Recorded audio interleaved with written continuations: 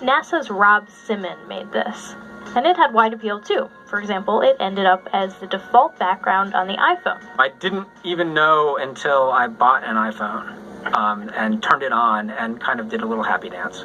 Simon's job is... It's primarily taking data and making pictures out of it. That's what this is, a composite of data sets from several different instruments translated into a picture.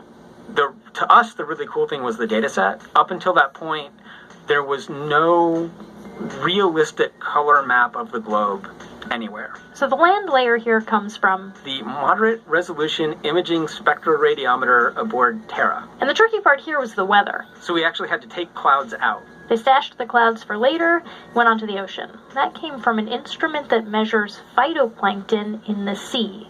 Where it was low, I colored it dark blue because they're low mostly in mid-oceans. And then where it's a little bit higher, it was like a little bit brighter green. Then add the clouds back in. There's a small problem with it because there's a very slight gap in between each orbit. So some of those are painted on. It is photoshopped, but it has to be. Then there was another layer to sort of simulate the atmosphere. And then there's this little bright spot. It's called the specular highlight. So it's the reflection of sunlight off of water. Those are the pieces, but you can't just slap them all together. It just didn't look realistic. It looks kind of flat, or the clouds are sort of too see-through. So I just hit Command-Z a lot. There's artistry to creating the world.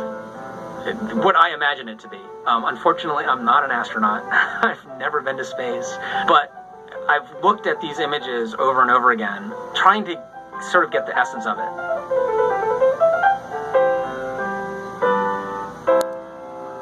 With satellite data, like this map